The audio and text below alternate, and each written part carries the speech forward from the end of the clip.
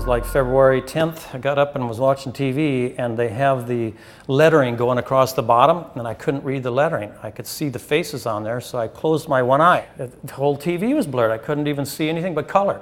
The faces, the lines were all distorted. The writing at the bottom, I couldn't even read.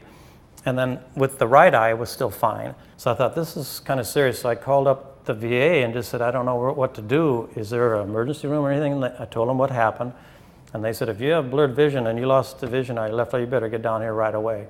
So I did, and they ran numerous tests and found out that, in fact, I had those blood vessels that had burst in the back of the retina.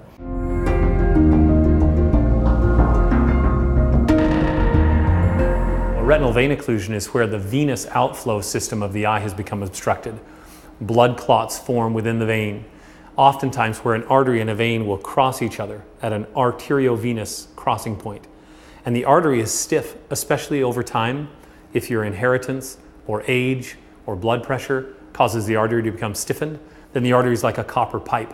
And that copper pipe is stiff on the surface of the vein where it crosses in the back of the eye on the retina. And it'll occlude the vein like a copper pipe on a rubber hose, blocking the outflow.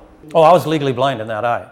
I was legally blind in my left eye. I didn't, not kind of, I did. I lost the vision in my left eye. Being a photographer, it's pretty important to me to be able to see and to be able to interpret and look through the lens and see sharpness. I guess that's why it scared me right away. As being a photographer, I know when things are out of focus. And I knew that something was definitely wrong here with this being so blurred. So thankfully that I reacted immediately, and thank goodness that the Veteran Center was there for me to utilize, and thank goodness they're in partnership with Barnett and Delaney and Perkins, or I don't know what would have happened to my eye. We're very grateful for that relationship with the VA. We're very proud of that relationship. We're glad to be able to provide all of the ophthalmological care, specialty care, surgical care for our veterans here in Arizona. It's something we're very proud of. It's a chance for us to give back to those that have given so much. In Michael's case, he came to the emergency room, called the VA, went immediately to the VA for evaluation. They got him into the ER, they initiated testing, called the ophthalmology offices, he was seen right away, and therapy was initiated very quickly.